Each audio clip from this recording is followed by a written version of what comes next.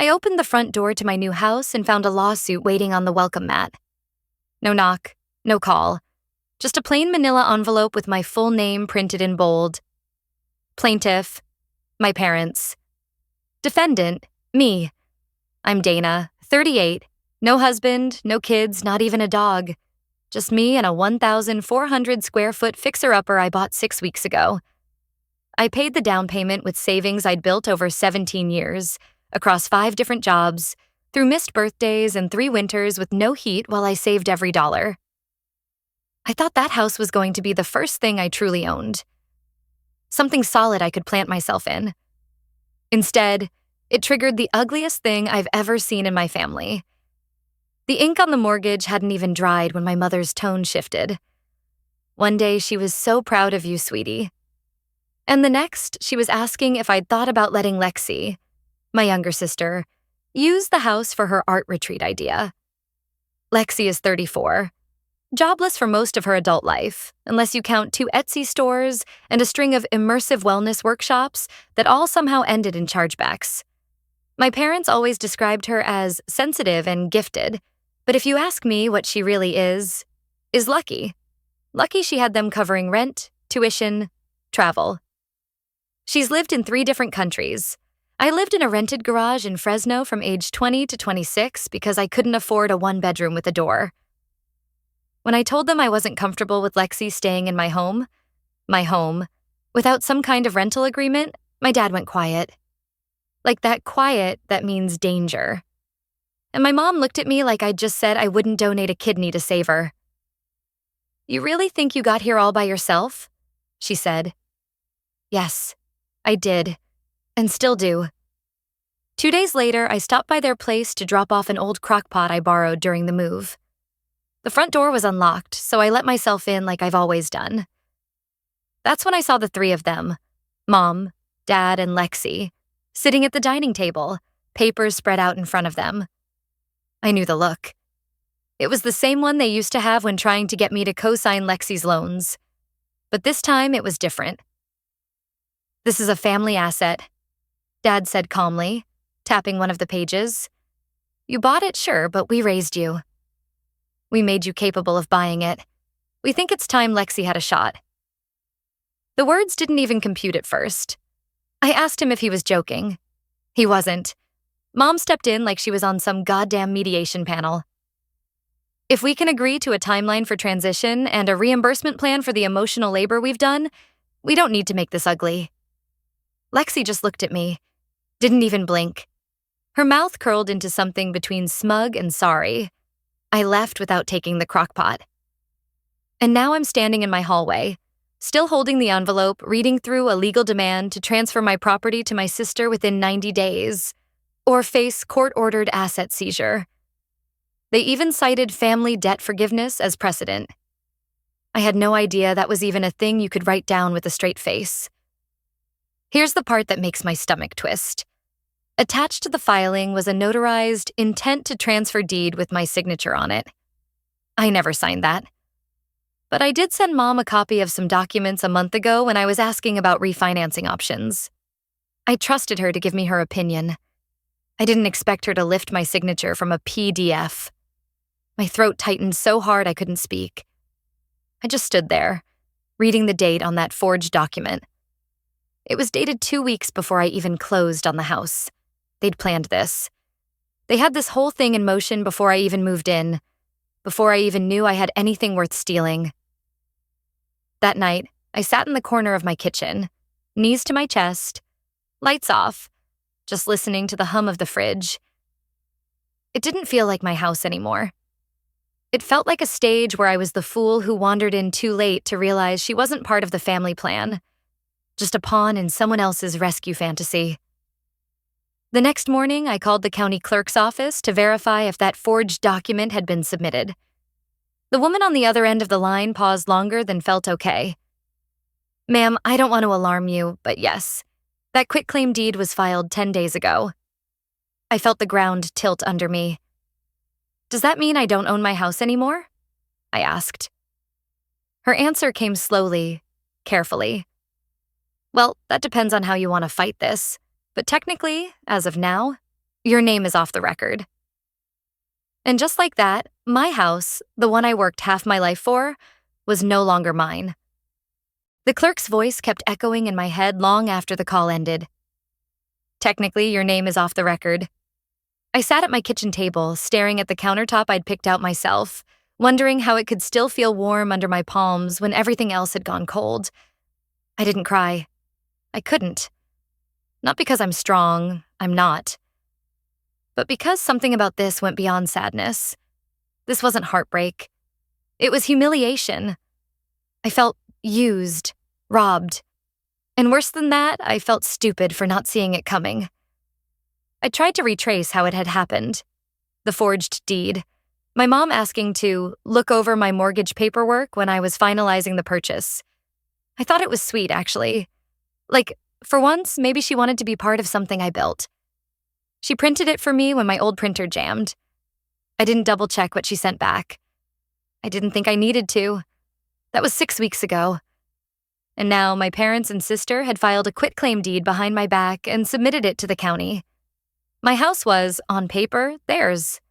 I made a cup of coffee I didn't drink and pulled out a shoebox from the hall closet. It held my old receipts, my first pay stub from waitressing at Arby's, the rejection letter from Fresno State. I never told anyone about because I couldn't afford tuition anyway. I wasn't even sure what I was looking for. Some proof that this wasn't all for nothing? At the very bottom was a picture of me at 21, holding a mop outside a gas station where I worked nights while taking online classes. Lexi had just gotten accepted into an art school in Barcelona. Mom threw her a party with a customized cake and Spanish music and those string lights she saw in a Pinterest post. I wasn't invited. I was working that night, covering a double shift because someone no-showed. That's when it really hit me. They'd been rewriting my story for years. I wasn't the responsible one. I was the fallback, the plan B, the net. They only noticed what I built when it looked like something worth inheriting. I texted my mom, just one line. Why did you file a deed in my name? No answer. But 30 minutes later, my dad called. You're being dramatic, he said. His voice was calm, like he was explaining the weather. It's a temporary situation. Lexi's in a fragile place. She needs that house more than you do right now. Then buy her a house, I said. I hated how tight my voice sounded, like a balloon about to snap. He sighed. You know we've already put so much into your education. Your car, the move. You wouldn't be where you are without us. That last part broke something in me. Because it wasn't true.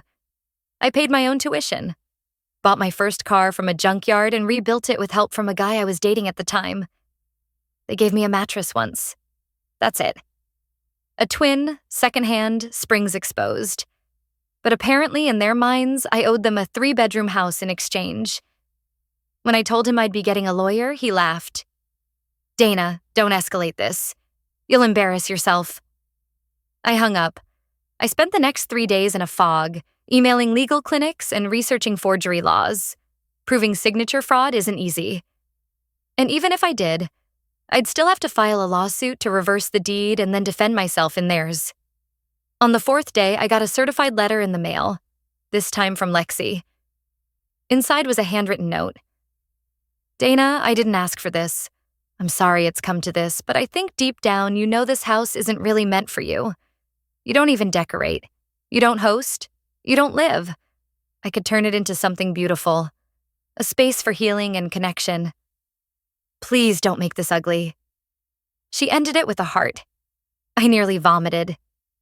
Because here's the part I haven't told you yet. The real twist.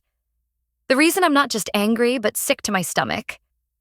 Buried inside her note was a folded printout, an email thread, between my mother and the mortgage officer. Weeks before I bought the house. If we get her to sign the refi draft early, she won't question a title adjustment. She never reads fine print. Just tell her it's for her insurance binder. They planned this before I even made my first offer. Before I owned anything, they'd already decided it wasn't mine. I didn't sleep that night. I just lay there, staring at the ceiling. The email thread from my mom to the mortgage officer burned into my retinas. I read it over a dozen times. Every word of it felt like a nail in the floor beneath me. Words that shouldn't belong to someone who raised you. Words like title adjustment, compliance window, quiet signing. I kept trying to convince myself there had to be a mistake. That maybe she didn't mean harm. That she got swept up in Lexi's delusion. But that hope didn't last long.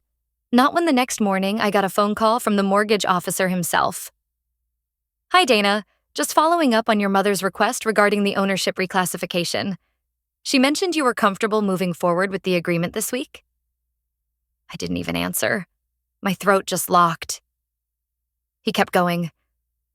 "Just need your confirmation on whether the house will be staying in the Lark Family Trust for the next 10 years, or if you're going to opt out of the donation clause." Donation. Clause. I asked him to email everything he had on file. Every communication, every signed form, every call log. And when it arrived 20 minutes later, I sat at my desk and scrolled through page after page of emails, attachments, PDFs, and one recorded voice memo from my mother. She's too emotionally attached to the idea of owning something. You just have to word things the right way. Make it about legacy. She'll sign anything if she thinks it's for family. My hands started shaking. My teeth clenched so tight I felt my molars grind. Legacy. That was the word she used at Christmas when I told her about the house. You're building something bigger than yourself now. It's a family legacy. I thought she meant support, encouragement. Turns out she meant redistribution. I remember pouring myself a glass of water just to do something with my hands. But I didn't drink it. I just stared at the way the light caught the edge of the rim. Everything felt sharp. The next few days passed in fragments. My boss called me in to talk about a couple of messages they'd received questioning my integrity. Anonymous, but oddly specific. My old college roommate messaged to ask why my sister was posting that I stole the family home and evicted her in a mental health crisis. I hadn't evicted anyone. She never even lived here. But now, thanks to a half-lit photo of Lexi standing outside my house barefoot with a suitcase she clearly placed there herself, I was suddenly the villain of her followers' sad little imagination. The comment sections exploded. "She doesn't even have kids. Why does she need a house? Must be nice to be emotionally dead inside. This is why some women stay single. No soul." I stopped reading. The only reason I didn't pack a bag and run was Grandpa. He drove over that Sunday without calling, brought tools and a bucket of mulch like we had planned yard work all along. When I opened the door, he just said, "They did this to Thomas too. Your cousin. You're not crazy." We didn't talk much, just pulled weeds and planted lavender in the front patch under the window. But when we sat down on the porch afterward, he reached into his jacket and handed me an old file folder. "Your grandma left this. She told me to give it to you if they ever tried this crap." Inside were two things. A handwritten note in her careful cursive, "You earned everything. Don't let them rewrite it." And a copy of a trust account I never knew existed. Set up in my name, funded by her, hidden from my parents. It wasn't huge, but it was enough to hire a real attorney, enough to fight back. I could barely speak. I don't think I ever truly believed someone in my family saw me. Really saw me. Until that moment. The sun was setting and the porch smelled like lavender and soil, and I swear I could hear her voice in the quiet. I walked back inside, sat at my dining table, and for the first time in this entire nightmare, I didn't feel powerless. I opened my laptop, attached the forged documents, the emails, the fake deed, the mortgage recording, and I sent it all to a real estate fraud investigator my lawyer friend recommended. 10 minutes later, she called me. Her voice was calm but direct. "Dana, I hope you're sitting down." I was. "They didn't just forge a signature. They refinanced your house under the trust name, took out a line of credit. There's a lien against your property for $50,000. I didn't even blink, because somehow I already knew. The investigator's words echoed in my ears long after the call ended. Lien. $50,000 against my house. I sat at my dining table for a long time, not moving, just letting the weight of it land. I remember tracing the edge of the folder my grandmother left me, like it could anchor me to something solid. It didn't. I felt like I was floating, disconnected from my own body. But floating isn't the same as drowning. I got up, brushed my hair, put on my shoes, and drove straight to the county office. It was almost closing time, but I didn't care. I walked in, requested all records tied to the Lark Family Trust, and waited in silence while the clerk printed them. I didn't bother pretending to be calm. My hands were clenched so tight my nails left crescent moons in my palms. The documents showed everything. My mom and Lexi had used the forged deed to access a home equity line of credit. That money had already been transferred, bit by bit, over the past 6 weeks to an LLC registered under Lexi's Art Sanctuary and Wellness Collective. I stared at the paper, trying to breathe. She used my house as collateral to launch a brand. It would have been laughable if it weren't so calculated. And then I saw something that stopped my heart cold. The guarantor listed for the line of credit wasn't just the trust. It was me. My forged signature again, this time notarized by a woman whose name I didn't recognize. I took a picture of it with shaking hands, walked out of that building with a folder full of betrayal, and drove straight to the notary's address listed on the form. It was a private residence, a ranch-style house with wind chimes and a flamingo stuck in the dirt out front. A woman answered the door. Late 50s, curly hair, wore her reading glasses on a chain around her neck. When I showed her the document, she squinted, then shook her head. "I never notarized this," she said flatly. "That's not my seal, and I've never met a Dana Lark in my life." I asked if she'd be willing to sign a statement. She said yes, without hesitation. That's when something in me flipped. I didn't feel powerless anymore. I felt dangerous. I went home and spent the next 48 hours building a timeline. Every email, every forged document, bank transfers, screenshots, witness statements. The folder got so big I had to divide it into labeled sections. And I hired a real attorney, paid for by the trust Grandma left me, the one Mom didn't know existed. He reviewed everything, nodding slowly. "This isn't just fraud," he said. "It's identity theft, bank fraud, mail fraud, real estate fraud." He paused. "You want to go criminal with this?" I nodded. He smiled. The next week moved like a storm. Court filings, freezing of the trust account, temporary restraining orders, a full forensic audit of Lexi's LLC. And then, just as the calm was settling, I got the letter. Slipped under my door. No return address. Just my name, handwritten in a script I recognized immediately. Inside was a single page, torn from a notebook. "You don't have to do this. We're family. Don't let strangers poison what we built. Lexi was always meant to carry the name forward. You were just the mule. Be smart, Dana. Drop it before it gets ugly." No signature, but I knew. It was Dad. The same man who used to sit at the dinner table telling me, "Don't expect anyone to hand you anything, kid. You want something, you earn it." Now he was trying to rewrite his part in all of this like he hadn't stayed silent while they gutted me. I didn't cry. I didn't scream. I walked into my bedroom, opened the closet, pulled down a locked box I hadn't touched in years.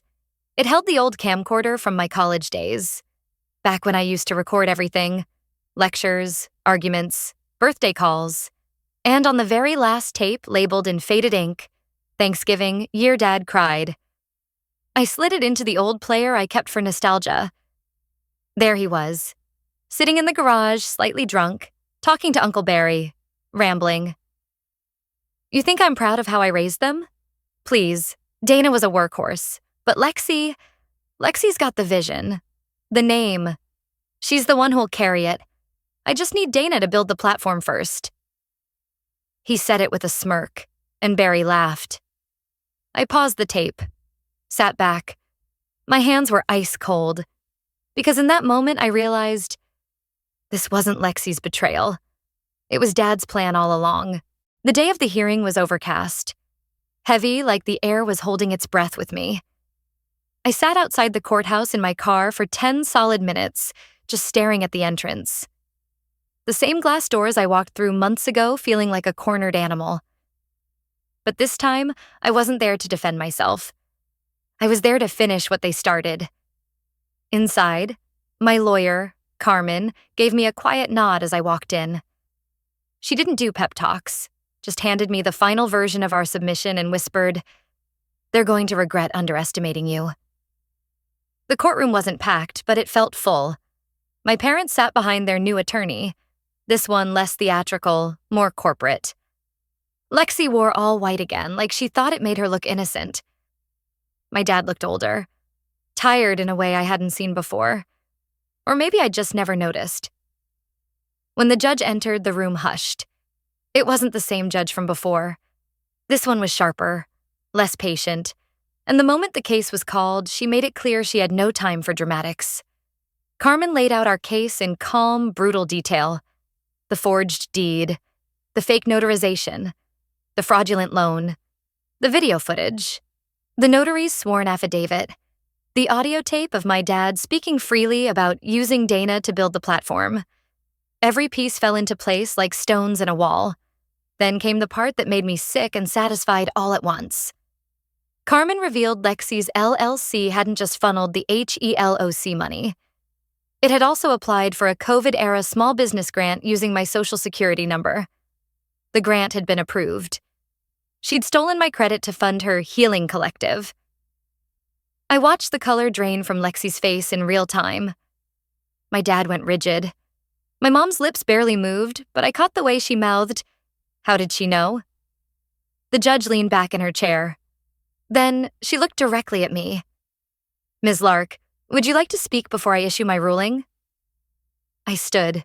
My legs were shaking, but my voice came out steady. I was raised to believe that family meant sacrifice, that we're supposed to help each other, no matter what. So I did that. Quietly. For years. But what I've learned is that some people treat your silence like permission. Some people see your strength as a resource to drain. I paused, locking eyes with my father. They didn't just try to take my house. They tried to erase everything I built to get there. My name, my credit, my story. But I'm not invisible anymore. The judge nodded once, then turned to my parents and Lexi. In my years on the bench, I've seen a lot of messy family disputes. But this is calculated theft, abuse of trust, organized fraud. She listed off the consequences one by one. Lexi was ordered to repay the loan in full, with interest. Her LLC was dissolved. The SBA grant was flagged for federal investigation. She lost her passport. Her credit was frozen. My parents were fined for aiding and abetting real estate fraud and barred from initiating any future claims on my property. The forged deed was nullified and struck from county records. And then, the judge turned back to me. "You're entitled to pursue civil damages if you wish, but from the strength of this file, I suspect your name will be cleared by noon tomorrow." I walked out of that courtroom not just with my house back, but with my dignity intact. I didn't smile. I didn't cry. I just breathed. Deep and full for the first time in months. Outside, Grandpa was waiting in his truck. He didn't say anything.